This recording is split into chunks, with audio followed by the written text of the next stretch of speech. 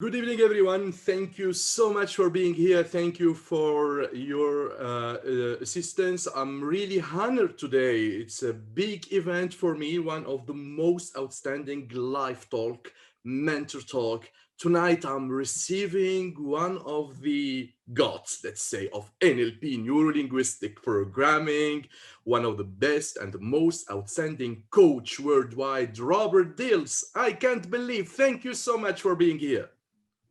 Thank you, Perez. It's really my honor to be here with you, and thank you for the invitation. You know, Robert Dilts, I discovered you via or through the Pyramid of Dilts, and I read your books, Le Voyage du Héros, The Hero's Journey, and a lot of other books. Tonight, we have a lot, too many coaches, trainers, leaders following us actually on the live talk. You are from Paris, actually live. And I want to introduce you before starting our journey tonight. Robert Dilts has a global reputation as a developer, author, coach, trainer, and consultant in the fields of neuro-linguistic programming, NLP, also success factor modeling, SFM, and he's co-founder of NLP University in Santa Cruz, California.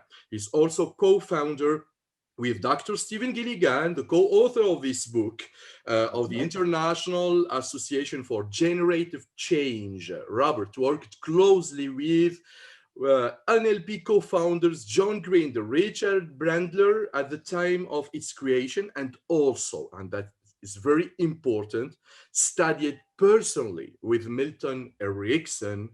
And we want to discuss something about this experience. Robert pioneered the applications of NLP to education, creativity, health, leadership, belief systems, and the development of what has become known as third generation NLP.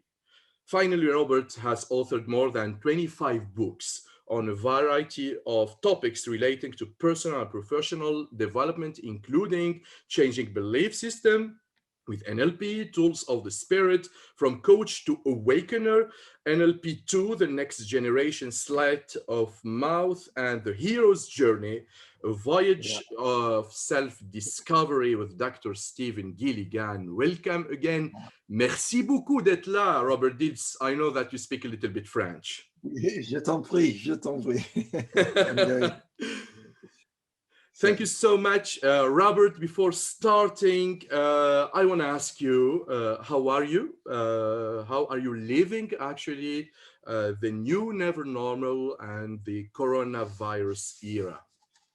Well, first, thank you, Perez. And again, really thank you for the invitation to be here and to share with the community in Tunis and in Morocco and Algeria and the Maghreb. And we have France too, yeah, the world. France and I know that even maybe people on the East Coast of the US, maybe. Yeah. So, yeah, thank you.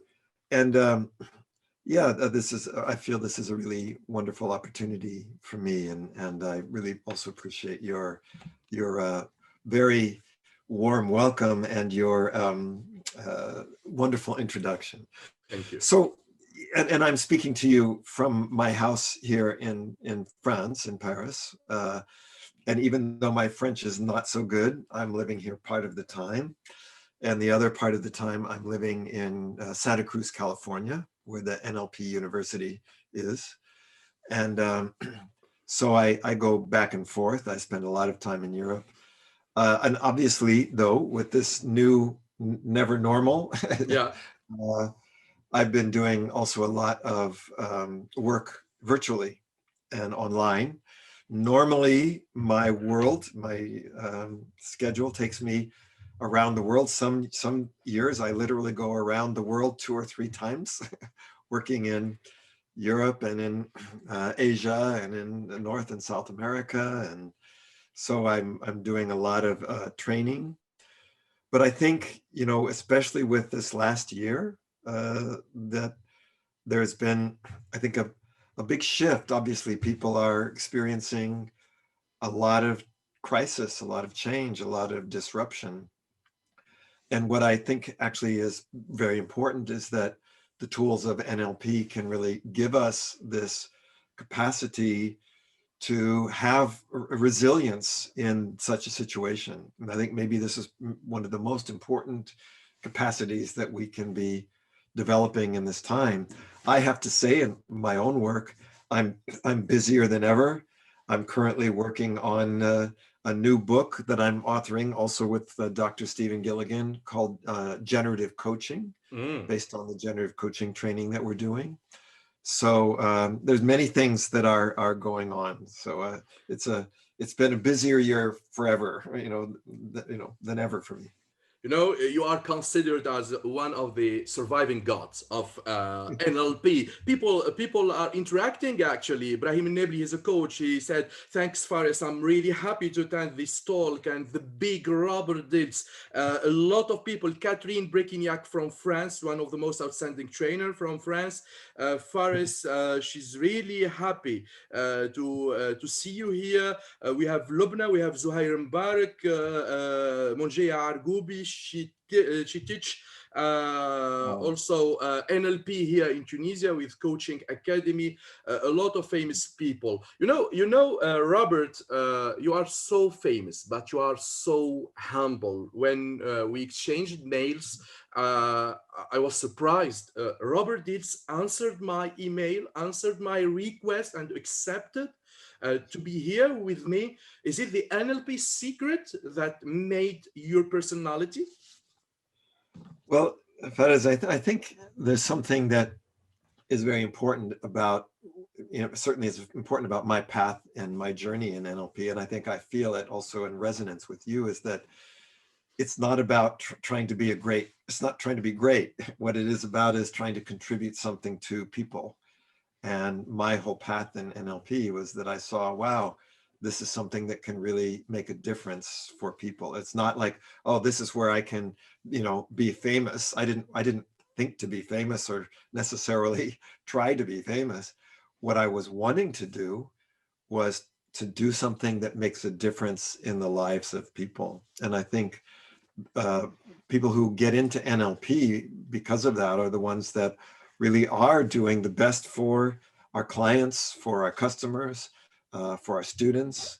And that's why we are here, is to support others.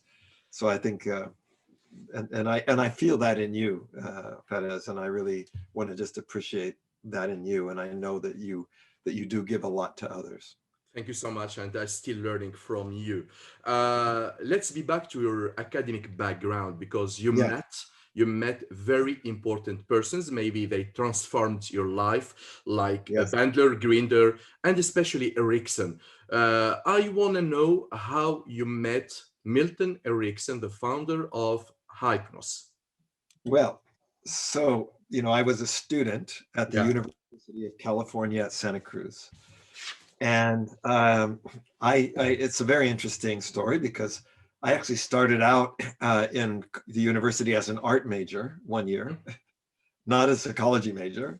And then after a year, I thought, well, there's something I want more. And I actually switched from art to being a physics major. And I was studying physics and calculus for a year. And then after that, my third year, I thought, well, something's missing. I need something more human. And I actually started studying politics. And as part of studying politics, I thought, well, language seems important. So I decided to take a beginning linguistics course at the University of California at Santa Cruz. And who was the teacher but none other than John Grinder. And, John Grinder, okay. John Grinder was the teacher. And in this process, he and Bandler had they had literally just written The Structure of Magic. And it was the first thing I'd ever learned in any school that I could immediately use. And I had no background in psychology or therapy. I was 19 years old, but I thought, wow, this is something very useful. And so I began to get very involved in that. And that was around the time that they were starting to go down to see Erickson. And of course, we became very, let's say, completely involved in the work of Erickson. And John Grinder, at one point, I actually, because of my art background, I like to draw portraits. It's one of my ways kind of modeling people. I And see. I drew a portrait of Milton Erickson and I gave it to John Grinder. John Grinder took this portrait, he saw it, and he immediately picked up the phone and called Milton Erickson. Ah, Because in those days, Milton Erickson wouldn't see people unless you were a PhD, mm. you know, and I was only 19 years old and I had no advanced degree, but because John Grinder called him, Milton Erickson agreed to see me, and John Grinder gave me this picture to go and give to Erickson. And so I went down there. Milton Erickson, Fedez, you were talking about being humble and being generous. That's where I learned this from, because when I went down to see Milton Erickson, I had no money. I was just a student. He let me stay in their guest house, in their backyard. I stayed in their guest Wow. house. Milton Erickson never charged me a penny to come and visit him or to learn from him. And so that is one of my role models of somebody who is, is generous and generous of spirit and generous, in their heart. And so that was the beginning for me of now a long journey. Do you feel lucky? Is it by chance or something happened? Because being taken in charge by Milton Erickson, I think Yeah. thousands of person wanna do it, wanna live something like that. Do you feel lucky? Of course, I feel lucky every day. That is, I don't think. I mean, to be honest, I think any truly successful person has to feel lucky, because it was not just me. I was given these opportunities. Now, obviously, there was a lot of other people that also saw Milton Erickson. Yeah. So it's not only just luck. It's not like you just roll the dice or take the lottery, but it is something where, I think it's, to me, every successful person has two major qualities. One is gratitude, because I was lucky. And the other is generosity, which is I have so much I can share with others and give to others. Very good. Is it this moment when you met Milton Erickson or John Grinder that you felt that you are made to be a coach, to be a person focusing on a human sciences field? Yes, that's a really great question, Fedez. And yeah, I really think that's true, because I think up until that time, like I said, I had been taking art, I was taking science, I was taking physics, and then when I think it was really when I first, especially when I first met Bandler and Grinder, I realized, wow, this is something that the world needs. And I was even kind of surprised that it hadn't happened before. It seemed like, well, this is so obvious. This is what we need to bring into the world. And I would say, what I would say, Fed, is that as this 19-year-old nobody, I was not famous. No, I had no money. I had nothing. I was just like everybody else in the world. But I had a vision. This moment gave me this vision of what could be possible, and of what something like NLP could bring to the world, and what the world needed. And I think that just comes out of being a human. And so, I think definitely that was the moment that and that's also a kind of a gift that I was gifted with, this sense that, this is my path. This is my life. Very good. And this is the meaning of your life. And Yes. your pyramid, we were talking about that, the why. And in the top, we have something. And the for whom, the for what. Yeah. We have some, let's say, misunderstanding of coaching. Yes. I want to ask you, what's your point of view? What's the definition of coaching for Robert Dilts? That's another really great question, but no wonder you are so good at this. So actually in the work that I'm doing, and in this book that I'm writing with Dr. Stephen Gilligan, we're distinguishing sort of 3 generations of change work. And we would say kind of the first generation of personal change work is what we would call therapy. And in therapy, you have the therapist who is sort of the expert, and the client or the patient who is somehow broken. And the therapist's job is to fix the client. And the therapist has the answers, and the client is kind of like a victim in a certain way. It's not true of all cases, but that's kind of the idea. Coaching, and by the way, in therapy, the client has a problem, it's in their past, and so you're looking to fix their past. In coaching, you flip it. You say, well, no, wait a minute. It's not about the past, it's about the future. The client isn't broken. The client has resources. The client is the one that has the answers. The coach is not there to give the answer. The coach is there to help the client realize their resources. And the focus is not on the past and not on the problem. It's on the future, and it's on the goal. But I would say for me, and in this work that I do with Dr. Gilligan, we would say that there's a third generation, which is what we're calling generative coaching, where we say, well, from what we learned from Milton Erickson, I mean, Milton Erickson was a therapist, but he didn't only look at the past, he also looked at the future. The answer was sometimes in Erickson, it was sometimes in the client, and sometimes, and many times, not in one or the other, but in the quality of their relationship. It's in our interaction. It's not in you and it's not in me, it's in us. And we become that intelligence that is able to move things forward. Otherwise, if I could do it all myself, I don't need a coach. I don't need anybody.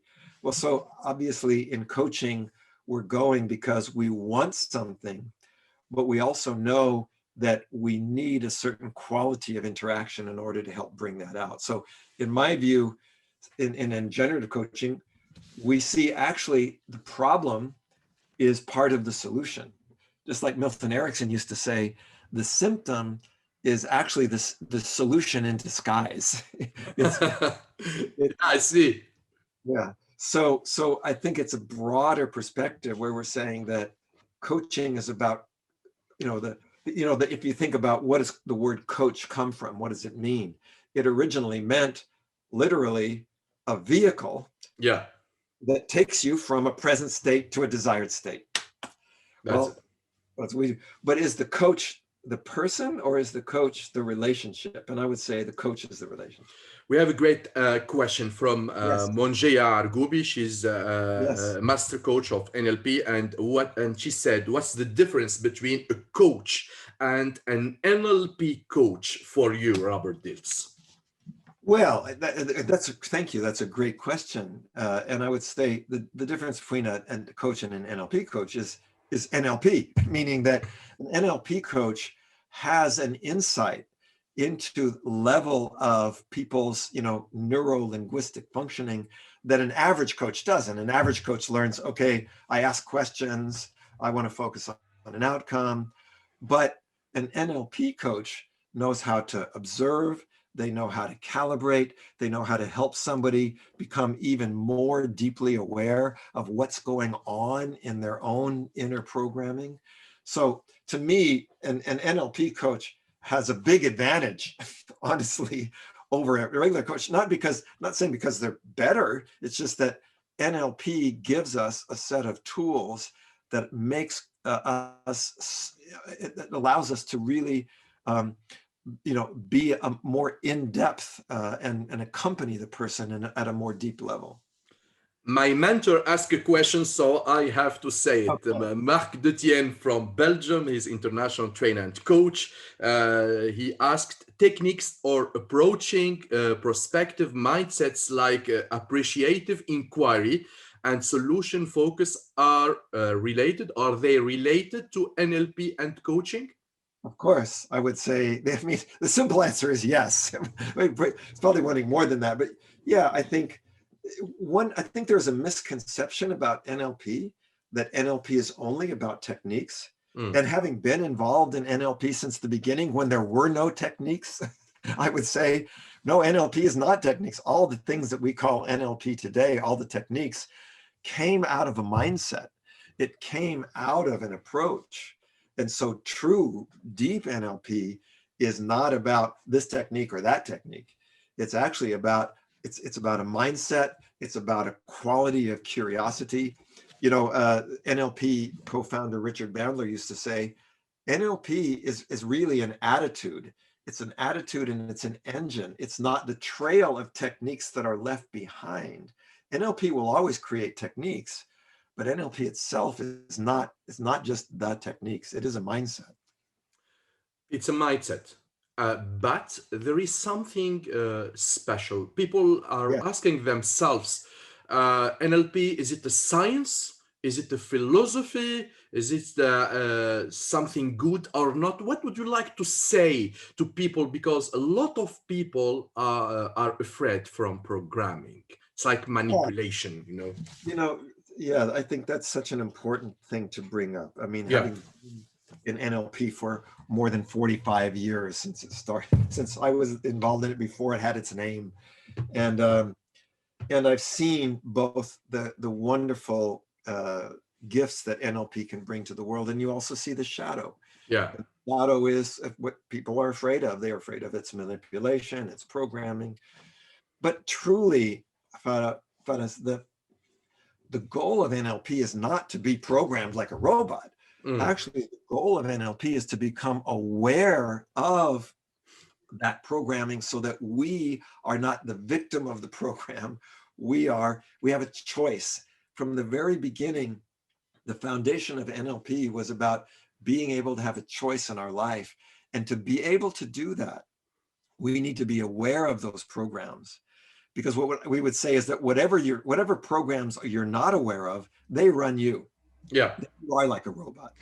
But when you are aware of it, then you have that possibility to make a difference. Just a simple example. I remember when I was first getting involved in NLP, I was coaching this guy who was really caught in a big struggle and a big conflict. And I could see that he was talking to himself. And I said, oh, wow, it looks like you do a lot of talking to yourself. And he says, talking to myself? Do I talk? He says, no, I never talk to myself.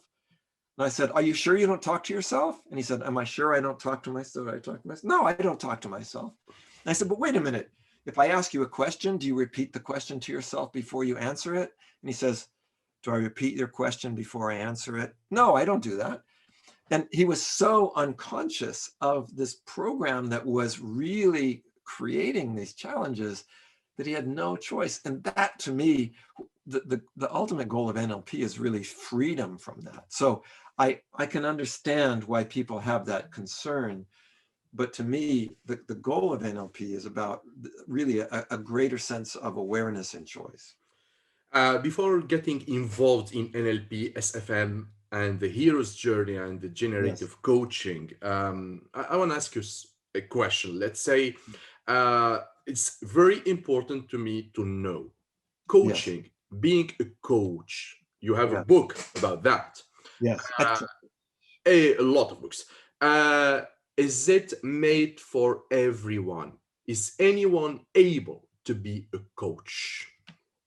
You know, it's a really important and a really good question. And I think, you know, whenever we talk about, you know, our capacities, you know, there's our talents, and then there's our skills. And I sometimes say, like when I work with leaders, I say, you know, some people are natural born leaders, but if you don't develop your skill, you're never going to be a great leader. Some people aren't that natural born leaders, but they work really hard on their skills. So they become, you know, good leaders. Of course, some people have both and they will become, you know, the geniuses. But I think everybody has the capacity to do coaching. And maybe that's kind of a difference. It's coaching as a capability or coaching as an identity. And so coaching as a capability involves skill sets that I do believe that we can all learn. And that's what NLP is about. Anybody can learn this. This is what I realized when I first got involved in NLP, and I was 19 years old. And like I said, I had no background in psychology. I had no training in that. But I learned Bandler and Grinder's meta model. I learned how to just ask, you know, several questions. And I realized, wow, that's magic. if I know which question to ask, I don't have to have all kinds of, background and experience. It's a process. Like that's what the meaning of something like a program. So I guess what I would say is, I don't know that everybody should be a professional coach. Yeah. But I think that everybody can increase their ability to do better coaching. And that means parents, that means managers, that means political leaders. And if we did that, we would have a much better world. We have a great question from a great HR manager, Nabil Henshiri. He said, how the NLP is preparing for the new online work, which generates a distance behavioral change. How can we use the NLP for online work? Faris, that's such a very interesting question, but there's such an interesting presupposition in that. Obviously, for the last almost a year, I've been working practically totally online. And the presupposition in that question is that virtual and online necessarily makes a difference. And it only is, so if I could say to you, Faris, right now, the screen, it's disconnecting us. Or I can say, Faris, the screen is connecting me to you. And I can feel connected to you across the Mediterranean. I can feel right now the sense of my heart to your heart. And then same here. And then there's no disconnection. And I can feel that sense of, wow. So time, space, distance, it does not have to disconnect us. So for me, I think what NLP does is it actually gives us these capabilities to be able to actually take even better advantage of what the virtual possibilities give us. Yeah. Brahim said, we say that the NLP is the little girl of hypnosis. What do you think, Robert? I don't think that. It could be, of course. Every map of the world has its validity. No, I think in my travels around the world, NLP is much more. In fact, it might be the little girl, but it's a little girl that's grown up and surpassed her father, her mother, whatever. Because when I go around the world, NLP is used more than hypnosis. I mean, people in businesses don't say I'm doing hypnosis. People in HR, they're using many of these tools of NLP. Now, it all depends too, of course, on what we define as hypnosis, because Bandler and Grinder, when they would start their early programs, one of them would say, there is no such thing as hypnosis. And the other one would say, everything is hypnosis. Now, okay, so which reality do you want to choose? And what this means, though, is that depending upon how we look at it, we can really view this. I would say, obviously, Bandler and Grinder, they did not, to be honest, they did not first model Erickson. They modeled Fritz Perls and they modeled Virginia Satir. Yeah. And they modeled Erickson. So NLP actually was started, it didn't come only out of hypnosis, it came out of something much broader. So that's, I guess, what I would say, and that I think it owes a lot to hypnosis, but it's not just the daughter of hypnosis. Still talking about NLP, we have a question from Zuhair Mbark. He used a lot your models. Do you think that the undertaking a personal cleaning is a minimum condition before one can consider coaching others? It's a great question. And, in some ways you can say, of course, yes. And in some ways, I am not so sure that is the only condition, or even a minimum condition. Obviously, the whole notion is that if whatever I have not been able to resolve in myself is going to be places where I'm going to get hooked, stuck, caught in projection with others. So clearly we need to do that. But I guess what I would say, I've been doing NLP and coaching for 45 years. And would I say that I'm clean? No, of course not. If I did, that would be a problem, because we always have more cleaning to do. Yeah. So then the question is, well, okay, if I say, oh, I'm completely clean, I'm a coach, that to me is dangerous, because then my shadows are the ones that I'm not at all aware of. I think I'm clean. So what I think is that it's an intention and a desire to bring all of those things, awareness to myself first. You know, one of the things that, again, that Richard Bandler, co-founder of NLP, used to say about me on those early days when they were developing the techniques, they said, well, you know, if a technique doesn't work on Robert, it won't work on anybody. Okay. Because I had a desire to say, well, if it doesn't work on me, why would I want to use it? I mean, of course, I want to get the benefit. So I do think that what I want to honor about that question is NLP and coaching is not something you do to other people. It's something that is a quality of a relationship, and your state is as important as anything else. Sahil Triki said, in your opinion, Mr. Robert, how can we train people NLP online, especially talking about trauma? Well, I mean, it's an interesting question, because I think we have to really be a little bit careful here. Yeah. Because trauma is not something that is just in the realm of NLP. And I would say trauma is something that it's not, if I went to an NLP training, I know how to deal with trauma. Trauma it's a therapeutic issue. And NLP was modeled, a lot of it was modeled from therapists. It can be used in therapy, but NLP itself is not a therapy. And if I just go to an NLP practitioner training, I would not say, if somebody comes to my practitioner training, I don't say they are able to, you know, they should go out and heal trauma. It's an important set of skills. And so, you know, I guess, I think, you know, and I think this is part of the reason sometimes that NLP has that not such a good reputation, is that people take the tool, but it's like any tool. I can have the tool, but if I'm not really trained to use it and trained to work in the context of it, it can become a challenge. So maybe if you can repeat the question, I was just thinking of. Yeah, so I'll try to find it. In your opinion, Mr. Robert, how can we train people NLP online, especially talking about trauma? That's the question I read. Yeah, so that's why I was thinking. I think that's such an important question, just because, like I was saying, I'm not sure that online is really the best way to work with trauma. I think you can, but that means you have to have a lot of other skills as well. Yeah. And I'm not sure that online is going to be the only way. And in the work that I do, I would say, yeah, it's you have to complement the online work with, you know, really, you know, personal work in connection and in presence with other people. And it is a big challenge, because creating the trust bubble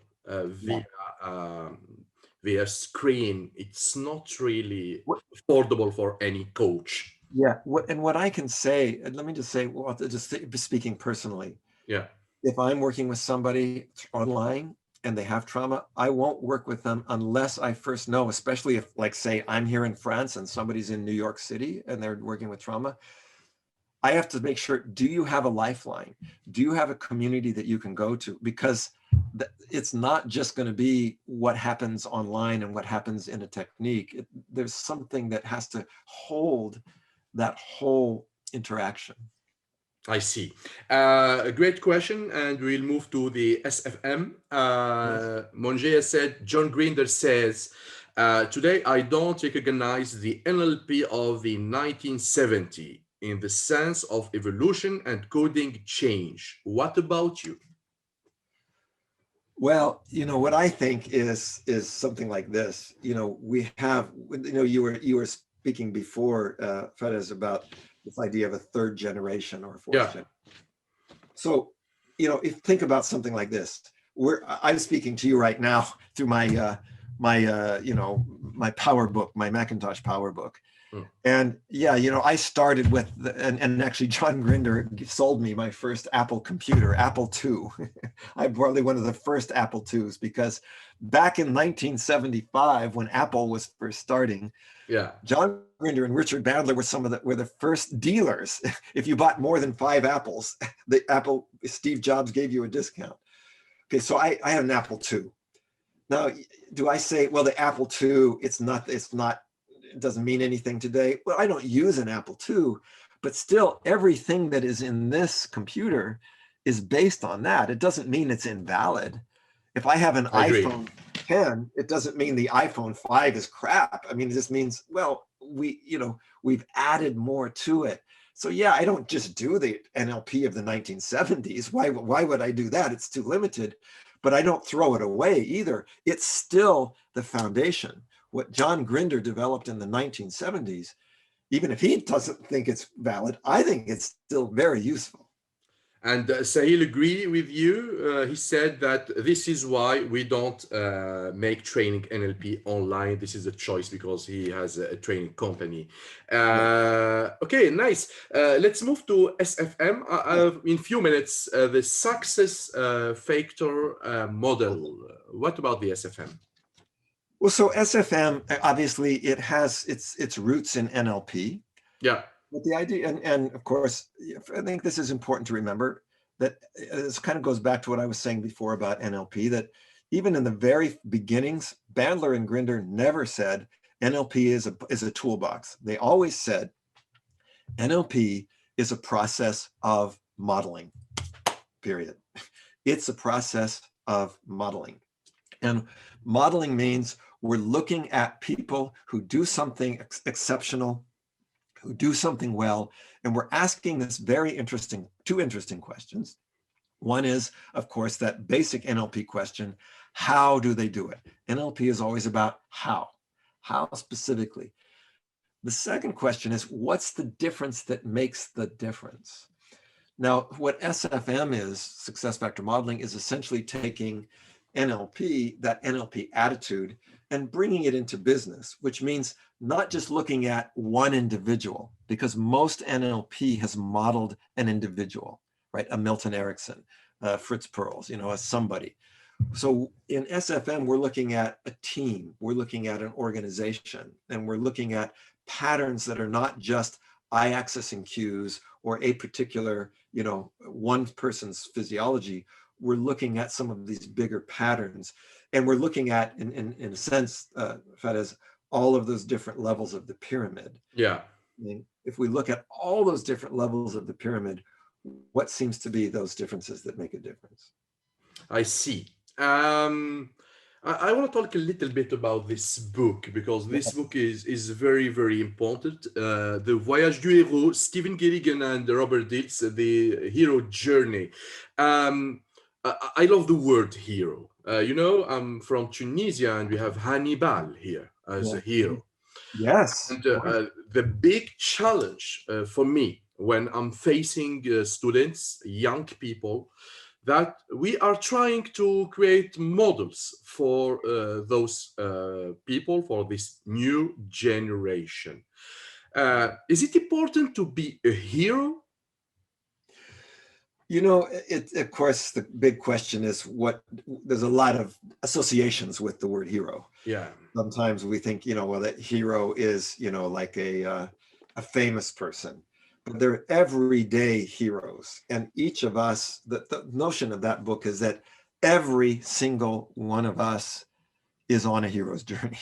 Yeah. Every single one of us has experiences, even if we don't recognize them, where we are a hero, where we've done something selfless, where we've done something that, causes us to grow, where we've done something in service of something bigger than ourselves.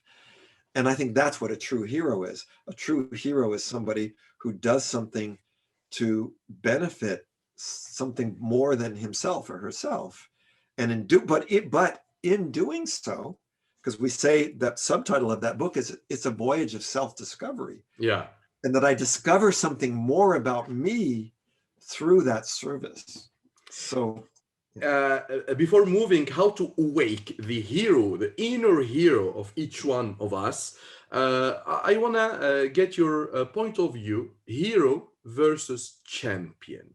Yeah, it's a really important question, Perez, and I'm glad that you asked that, and I know that you would ask that because it's kind of goes back to what we were saying about some of the light and the shadow of NLP.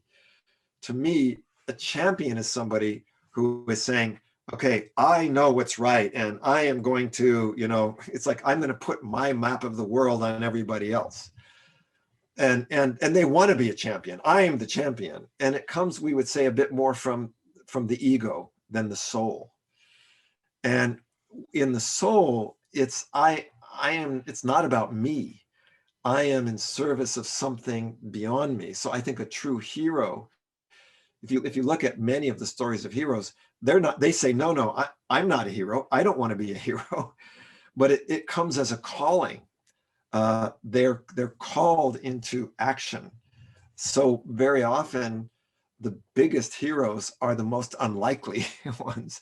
They're not the ones who are, the ones in the shining armor. They're the ones who are somebody who just steps up, who takes a stand, who does something, from a place of deep values rather than from a place of, wanting fame or wanting to get, I see.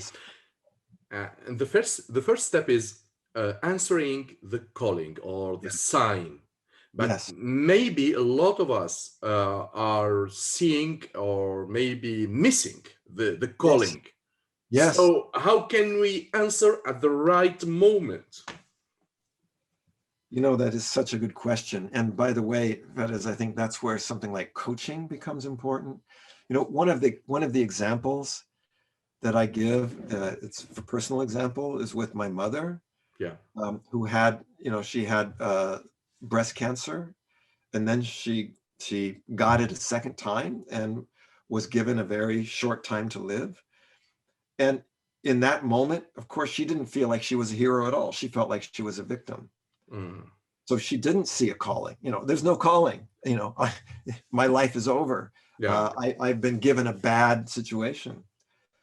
But as a coach, and I just started to simply have a conversation with her about, well, so what is this cancer calling from you? What is the calling of this situation?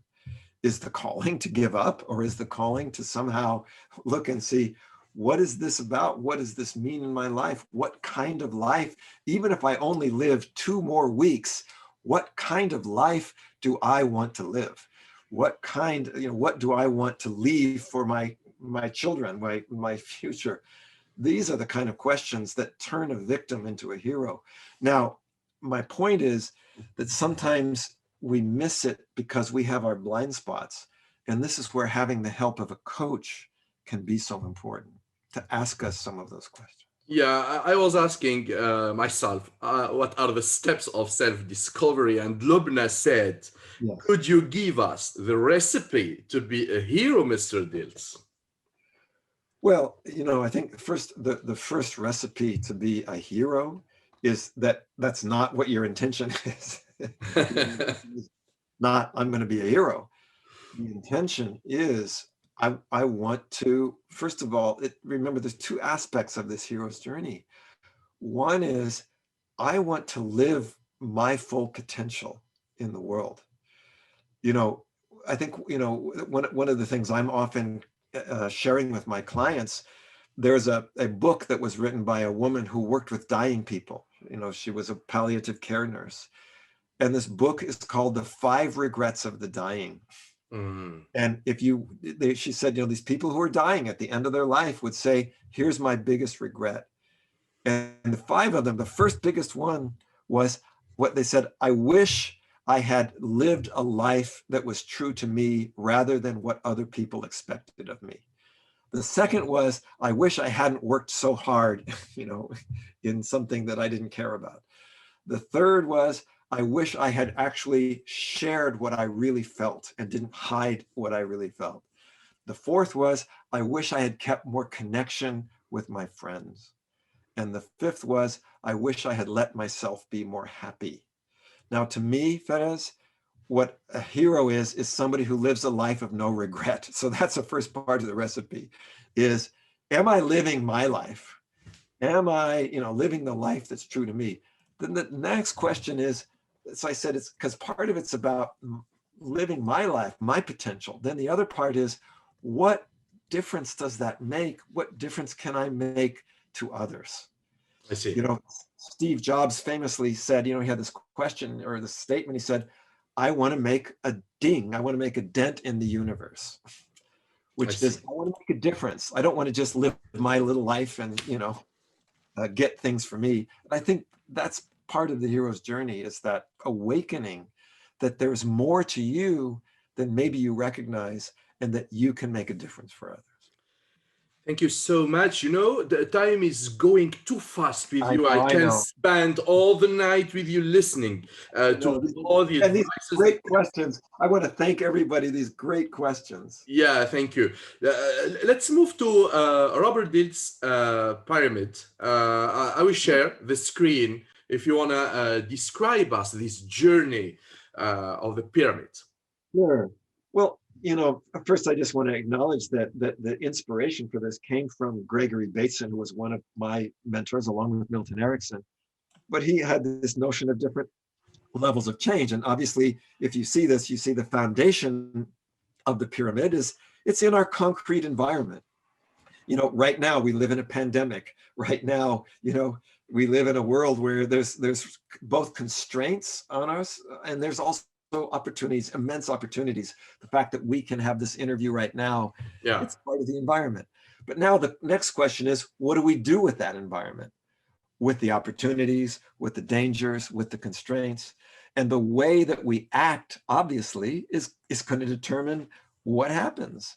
But then the next question is, okay, so I know if I act differently, I can make a difference. But how do I know what to do? And that relates to that next level. And this is where NLP really begins. It's, what are my inner mental maps? What are my strategies? What's my know-how? And that determines how I act. That's like my inner software. But then above that, we say, yeah, but that's not the whole story, because sometimes I have capabilities that I never use. Sometimes I could develop capabilities, but I don't even try. Why? And that relates to that next level, which is my motivations, my beliefs, my values. As you say, what matters to me? Mm-hmm. And then, well, what matters to me? Well, who am I? What kind of person am I? What is my place in this world? How do I perceive my identity? And then even there's a question beyond that is, well, so what? For whom am I here? What is that sense of purpose? And so we say that's why we put it as a pyramid. That sense of my purpose is going to make a difference in every other level. And again, the big key, and there's much to say obviously about this pyramid, but most important thing I think for a successful life and for a successful coach is to be able to bring alignment in those levels to yourself and others. Thank you so much for that explanation. We cannot get a better answer than the answer of Robert Dilts, the founder of this pyramid. Let's move to a word that you use a lot, and it's something that stimulating me. Awakener. What's the awakener? It's more than a coach. Yeah, well, that's a really good question. And in the book, Être Coach in French, but it's Être Coach, yes. The English title is Coach to Awakener. We're saying that coaching can happen on all of those levels. And for some people that we coach, okay, maybe it's just behavior. They say, okay, I need to improve something I'm doing. I want to type faster. Okay, fine. But for a lot of other things, if somebody's making a career change, for example, if somebody is, dealing with a big crisis in their life, it's not just about the environment and the behavior. It's about their capabilities. It's about their beliefs and their values. It's about their sense of who they are. It's about their sense of purpose. I was giving this example about my mother when she was, she had this diagnosis, she was told she would only live 6 more, at the maximum 6 months. She lived another, 18, almost 20 years. What changed? Obviously her behavior changed, but she was awakened to something where there was a bigger sense of her life and what is possible in her life and what her life is about. And I think that, that the best coaches are coaches who are not only, they're good, they give good feedback, they're a good teacher, maybe they're a good mentor. But, if I think, we started this conversation, Fedez, with talk about Milton Erickson. Yeah. What did Milton Erickson do for me? Milton Erickson didn't just teach me, here's a bunch of techniques to do hypnosis. Not at all, because Erickson, he didn't even do techniques anyway. I mean, Bandler and Grinder made all the techniques. Erickson didn't do techniques. But what Erickson did is he saw something in your potential and what you could be in the world. And that's when we become awakened. We begin to realize, I have some kind of a purpose here. There's a meaning for me to be here. And I think that's what we mean by this notion of awakening. And yes, it's not every coach is an awakener, but I think that the ones who really touch people's lives in the deepest way do that. You're running a special program of generative coaching with Dr. Stephen Gilligan. Would you like to give us a few details about that program? Yeah, please. Thank you for asking about that. This generative coaching, Stephen Gilligan was also there with me back with Bandler during the early days. He was also a student of, and very much mentored by Milton Erickson. So we've been working together and known each other for over 45 years. And we've worked separately. We had our own paths and we've come together. But generative coaching, I would say, is kind of like, it's the fruit, it's the result of all of that. And first of all, the idea of generative. What do we mean by generative? The best way to describe generative is creative. It means I'm not just doing what I already know how to do. I have to do something completely new. So for example, right now, still during the fallout of this global pandemic, it's like there is no normal. Yeah. You can't do what you used to do.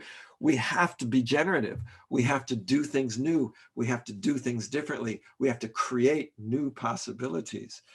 And so generative coaching says, okay, a lot of coaching is about, how do I take something that I already know how to do and improve it?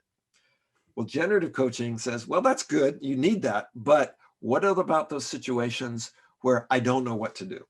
What about those situations where nobody knows what to do? Nobody's ever done it before. And we have to create it from nothing. We have to create it from our imagination. And so generative coaching is about that. It says that there are special situations. And in our world right now, I think we're in one of them, where what we need is not just to refine what we already know, but we need to create a new world. And we will never go back to the old normal. Yeah. And thank goodness, let's hope that we actually don't go back. We need to go forward. And so generative coaching is about how do we do that? I would like to ask a special question about your relationship with Dr. Stephen Gilligan. You are both so famous. You're working separately and together.